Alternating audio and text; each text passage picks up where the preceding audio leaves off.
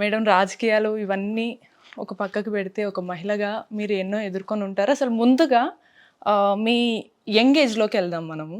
మీరు ఇంటర్ తర్వాతే మ్యారేజ్ చేసేసుకున్నారు కదా! అంటే ఇంటర్‌లోనే. ఇంటర్‌లోనే చేసేసుకున్నారా? ఇంటర్ సెకండ్ ఇయర్ అప్పుడే పెళ్ళయింది. So, okay. అది కంప్లీట్ కూడా చేయలేదు. అక్కడ ఆగిపోయింది చదువు. అయ్యో!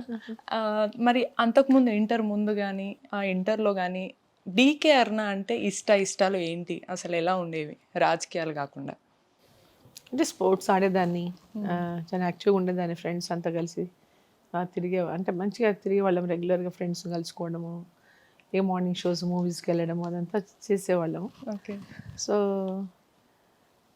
అంటే అప్పుడేం పాలిటిక్స్ అసలు పెద్ద పాలిటిక్స్ మీద ఎప్పుడు మా ఫాదర్ ఇంట్లో మా ఫాదర్ పాలిటిక్స్‌లో ఉండేవాడు కానీ మేమెంత పెద్దగా పాలిటిక్స్ పైన అంటే దాన్ని అబ్జర్వ్ చేసేవాళ్ళం కూడా కాదు. పెద్ద వాటి గురించి ఇంట్రెస్ట్ కూడా చూపించేవాళ్ళం కాదు. జస్ట్ క్యాజువల్‌గా మా పనిలో మా బిజీలో మేము పిల్లలుగా అట్లా మా దీంట్లో మేము ఉండేవాళ్ళం మా దీంట్లో.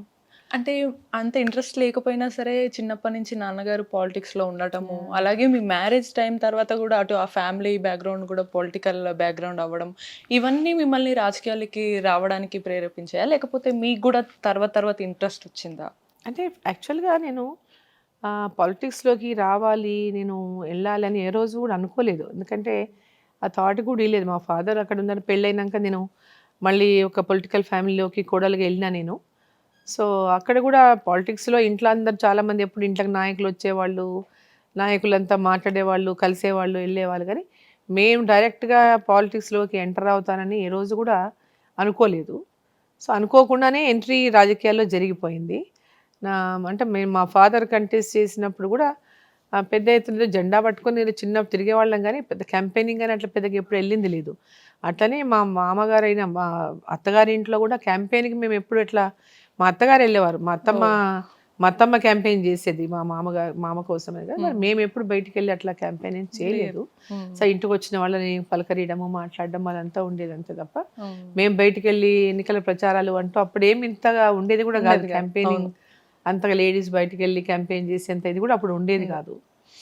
సో, అనుకోకుండానే వచ్చినా నేను పాలిటిక్స్‌లోకి. అంటే మా హస్బెండ్ అప్పుడు తను ఎమ్మెల్యేగా ఉన్నారు. అప్పుడు పార్లమెంట్ ఎన్నికలు వచ్చినాయి. 96 పార్లమెంట్ ఎన్నికల్లో నాకు పార్లమెంట్‌కు పోటీ చేసేటటువంటి అవకాశం వచ్చింది. సో, 96లో పార్లమెంట్‌కి పోటీ చేశాను నేను. అప్పుడు మా హస్బెండ్ ఇండిపెండెంట్ ఎమ్మెల్యేగా ఉన్నారు. బట్ టీడీపీ గవర్నమెంట్ ఉంది. టీడీపీ అలయన్స్లో ఉన్నారు. ఆ రోజు టీడీపీ నుంచి నాకు పార్లమెంట్కి అంటే టికెట్ ఇచ్చారు. నన్ను కంటెస్ట్ చేయమని అడిగారు. ఆ రోజు జిల్లాలో ఉన్న అందరూ ఎమ్మెల్యేలు అందరూ కలిసి క్యాండిడేట్గా నన్ను డిసైడ్ చేసి చంద్రబాబు నాయుడు గారు నన్ను కంటెస్ట్ చేయమని అప్పుడు కంటెస్ట్ చేయించారు. సో, అట్లా డైరెక్ట్గా ఎంట్రీ పాలిటిక్స్లోకి 96లో పార్లమెంట్ కంటెస్ట్ చేశాను నేను. అప్పుడు ఒక్కసారిగా ఇంట్రెస్ట్ లేనిది ఒక్కసారిగా మీకు టికెట్ ఇచ్చి రావాలి అన్నప్పుడు మీరు నేను ఇంట్రెస్ట్ కూడా చూపించలేదు యాక్చువల్గా. అప్పుడు నా డాటర్ మ్యారేజ్ ఉండింది ఇంట్లో. సో, నా డాటర్ మ్యారేజ్ ఉండింది. దానికి ఎలక్షన్కి మ్యారేజ్కి కూడా చాలా తక్కువ టైం గ్యాప్ మధ్యలో 1 వీకే. సో, ఎలక్షన్ ముందు పెళ్ళి ఉండింది. 25కి పెళ్ళి ఉంటే సెకండ్కి ఎలక్షన్ ఉండింది. సో, 1 వీక్ గ్యాపే ఉండింది ఎలక్షన్కి పెళ్ళికి. సో, నేను పెళ్ళి కూడా సరిగ్గా అటెండ్ చేయలేకపోయాను. పెళ్ళిలో కూడా పూర్తిగా పార్టిసిపేట్ చేయలేకపోయాను. సో, అందుకే నేను ఫస్టే దాన్ని యాక్చువల్గా నేను ఉండను అన్నాను కానీ బట్ నిలబెట్టారు. అందరూ కలిసి నిలబడమంటే నిలబడాను. అప్పుడు మా ఫాదర్ కాంగ్రెస్లో ఉన్నారు. సో, మా ఫాదర్ కాంగ్రెస్లో ఉన్నారు. మా ఫాదర్ కాంగ్రెస్ సపోర్ట్ చేశారు. నేను టీడీపీకి వెళ్ళి పోటీ చేశాను ఫస్ట్ టైం. సో, టీడీపీ నుంచి పోటీ చేయించాను. అయితే టీడీపీకి మా ఫాదర్ సపోర్ట్ కాంగ్రెస్ చేశారు. సో, అప్పుడు నేను నేరోగా ఓడిపోయాను. అప్పుడు నేరోగా అంత ఆల్మోస్ట్ 4,000 ఓట్స్ లోపలనే 4,000 ఓట్ల లోపలే నేను పార్లమెంట్కి ఓడిపోయాను అప్పుడు 96లో. సో, అప్పుడే డైరెక్ట్గా నా పాలిటిక్స్లోకి ఎంట్రీ. సో, దాని తర్వాత 99లో పోటీ చేశాను అసెంబ్లీకి. అప్పుడు మా హస్బెండ్ ఎమ్మెల్యేగా ఉన్నప్పుడు సిట్టింగ్ ఎమ్మెల్యేగా అని చెప్పేసి అప్పుడు రాజశేఖర రెడ్డి గారు మమ్మల్ని పార్టీలోకి రమ్మని అడిగి నన్ను కంటెస్ట్ చేయమని లేడీగా రమ్మని అడిగారు. కంటెస్ట్ చేయడానికి విమెన్ కావాలని నన్ను కంటెస్ట్ చేయమని అడిగారు. అప్పుడు మా హస్బెండ్ కూడా తనకు పెద్దగా తనే ఉండాలనేది కూడా తనే నన్ను సరే ఉండని ముందుకు ఎంకరేజ్ చేశారు. సో, అట్లా అప్పుడు నేను అసెంబ్లీకి పోటీ చేశాను. విత్ ఇన్ ద ఫ్యామిలీ కూడా మా బావగారు కూడా అప్పుడు ఇండిపెండెంట్గా చేశారు. వాళ్ళకి వారు కూడా అప్పుడు కాంగ్రెస్లో ఉన్నారు. వాళ్ళకి టికెట్ రాలేదని అప్పుడు తను ఇండిపెండెంట్గా చేశారు. మేము ఇద్దరు ఒకటే ఫ్యామిలీ నుంచి కావడం వల్ల థర్డ్ పర్సన్ అప్పుడు గెలిచారు. సో అట్లా అప్పుడు డైరెక్ట్గా ఎంట్రీ మళ్ళీ 99లో మళ్ళీ ఒకసారి. సో అప్పుడు ఓడిపోయిన తర్వాత గట్టిగా అప్పటి నుంచి ఇంకా స్ట్రాంగ్గా పనిచేశాను నేను. ఇక అప్పుడు డైరెక్ట్గా పాలిటిక్స్లో గట్టిగా పనిచేసి కంప్లీట్గా దిగిపోయారు ఇంకా. నేను 99 కంటే ముందు నేను నిజంగా నిలబడాలని ఇంట్రెస్ట్ ఉంటాడు ముందే పని చేసి ఉండేదాన్నేమో. నాకు అంతగా లేదు పోవాలి పాలిటిక్స్ రావాలని, కాబట్టి నేను పెద్ద పట్టించుకో సడన్గా మళ్ళీ కంటెస్ట్ చేయాల్సి వచ్చింది. సో మా హస్బెండే ఉంటాడు అనుకున్నారా అనుకున్నాము. మేడం మీరు, అంటే అప్పుడు స్టార్ట్ చేసి అసలు ఇంట్రెస్ట్ లేకుండా స్టార్ట్ చేసి తర్వాత మీకే వర్క్ చేయాలని అనిపించి ఇన్ని ఇయర్స్ గా ఉంటాను నాకేంటంటే politics లో. ఏదైనా ఒక దాంట్లో ఉంటే దాన్ని కమిటెడ్గా పనిచేయడం నాకు అలవాటు. సో ఏదైనా ఒక ఇన్వాల్వ్మెంట్ అయిపోయిందనంటే దాంట్లో కమిట్మెంట్తో డెడికేటెడ్గా పనిచేయడం నాకు అలవాటు. సో అట్లా పార్టీ నుంచి ఓడిపోయాను. సో మళ్ళీ పని చేయాలి ప్రజల కోసం, నాకు ఇంతమంది ఓట్లు వేశారు, నేను చాలా తక్కువ ఓటుతో ఓడిపోయాను, వీళ్ళందరూ నాకు ఓటు వేశారు, వాళ్ళ కోసం నేను పని చేయాలి అని అప్పుడు వాళ్ళ ఇష్యూస్ పైన వాటిపైన అన్ని ఫోకస్ చేసి ఏమున్న ఇష్యూస్ అని ఒక్కొక్క ఊరికి వెళ్ళి అంత చేసి అప్పుడు ఆ 5 years చాలా పని చేశాను. ఓకే. చాలా ఇరిగేషన్ అప్పుడంతా కరువు జిల్లా మా జిల్లా. అంటే పంటలకు నీళ్లు ఉండేది కాదు, వర్షాలు వచ్చేవి కాదు, కరువు కాటకాలతో అల్లాడుతున్న జిల్లా మహబూబ్నగర్ జిల్లా ఆనాడు. సో ఆ రోజు పెద్ద ఎత్తున ఇరిగేషన్ ప్రాజెక్టుల కోసం పోరాటాలు చేసి వాటి కోసం పాదయాత్రలు చేసి నిరాహార దీక్షలు చేసి ఆర్డిఎస్ ప్రాజెక్టు దగ్గర అయితే అక్కడ కర్నూలు ఆర్డిఎస్ దగ్గర పెద్ద ఎత్తున యుద్ధమే జరిగింది. అవును. ఆ యుద్ధంలో ప్రాణాలకు కూడా లెక్క చేయకుండా పోరాటం చేసి ఎంతో మంది రైతులతో ఆ రోజు అక్కడ మేము పెద్ద ఎత్తున పోరాటం దిగినాం. సో ఇట్లా చాలా పోరాటాలతోనే నేను పైకి వచ్చిన. అవును. అంటే ఇక వన్స్ కమిట్ అయితే రాజకీయం అంతా పోరాటమే అయిపోయింది నాకు. Whether I'm in power or not in power, always పోరాటమే అయిపోయింది. ఇంకా అదే వన్స్ కమిట్ అయితే నా మాట నేనే విననే రేంజ్ లో ముందుకు వచ్చారు. అట్లా పని చేశాను, పని చేసి కమిటెడ్గా ఉండి అట్లనే ఇక ముందుకు వచ్చి నెక్స్ట్ టర్మ్లో 2004లో యాక్చువల్గా అప్పుడు ఎమ్మెల్యేగా టికెట్ ఇవ్వాల్సింది. రాజశేఖర రెడ్డి గారు అప్పుడు తెలంగాణ తో టీఆర్ఎస్తో పొత్తు అయింది.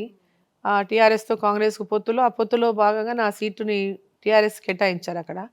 సో నేను అన్ని పోరాటాలు చేసి అంత చేసి మహబూబ్నగర్ జిల్లాలో పార్టీని పెద్ద ఎత్తున స్ట్రాంగ్ చేసి అంతని రైతులందరినీ ఏకం చేసి జిల్లా అంతా నాకు టికెట్ ఇవ్వలేదు అప్పుడు. సో ఆ టికెట్ ఇవ్వకపోవడానికి అనేక కారణాలు, పెద్ద మనుషులు ఉన్నారు టికెట్ దాంట్లో. ఇవ్వకపోవడానికి రీజన్ ఒకటి, అనేక రీజన్స్ మీరు చెప్తున్నారు, అందులో మీరు ఉమెన్ అయ్యి ఉండొచ్చు అనేది కూడా ఒక రీజన్ అనుకోవచ్చా? విమెన్ అవడం ఒకటే కాదు, అక్కడ చాలా పోరాటాలు చేసినప్పటికీ క్రష్ చేయాలనేదే మెయిన్. విమెన్ షీ స్ట్రాంగ్, చాలా గట్టిగా పనిచేస్తుంది, ప్రజల లోపల మంచి ఈమెకి పేరు వస్తుంది, ఈమె గుర్తింపబడతా ఉందని క్రష్ చేయడానికి ప్రయత్నం చేసి టికెట్ ఇవ్వలేదు. అదే. సో ఇండిపెండెంట్ గా పోటీ చేశాను. అప్పుడు సమాజ్వాదీ పార్టీ అని వేసాము నామమాత్రంగా, బట్ అప్పుడు ఇక్కడ సమాజ్వాదీ పార్టీనే లేదు వాస్తవంగా సౌత్ లో. సో నేను ఆ పార్టీ నుంచి చేస్తే అసెంబ్లీలో గుర్తింపు ఉంటుందని మా బావగారు నేను ఇద్దరం కలిసి చేసాం. తర్వాత వాళ్ళు విత్డ్రా చేసుకున్నారు పార్లమెంట్కి, కాంగ్రెస్ పార్టీ కన్విన్స్ చేసింది, వాళ్ళు విత్డ్రా చేసుకున్నారు. నేను అట్లే సమాజ్వాదీ పార్టీ మీదనే ఉండిపోయినాను.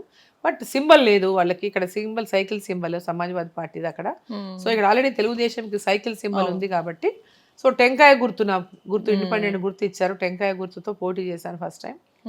అప్పుడు ఇండిపెండెంట్గా దాదాపు 38,000 పైన ఓటుతో గెలిచా. 38,636 ఓట్స్తో ప్రజలు నన్ను గెలిపించారు ఆదరించి.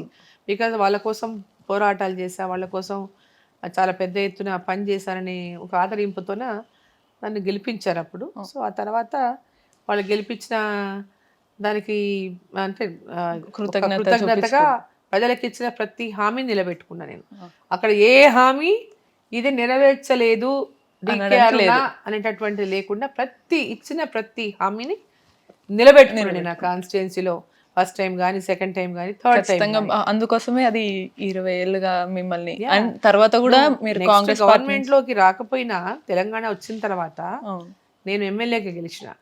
జిల్లా వరుసగా మీరే కొత్త జిల్లా ఏర్పాట్లు చేస్తామన్నారు. సో నేను అప్పుడు చెప్పిన అధికారంలోకి వచ్చినా రాకపోయినా నేను జిల్లా చేస్తా గద్వాల్ అని చెప్పా.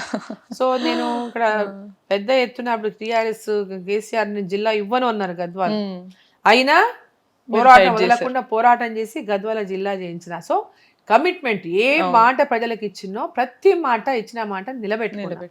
పాలమూరు రైతాంగానికి ఈరోజు సాగునీరు అందుతున్నది అంటే మేము చేసినటువంటి పోరాటాల ఫలితమే. నిజమే.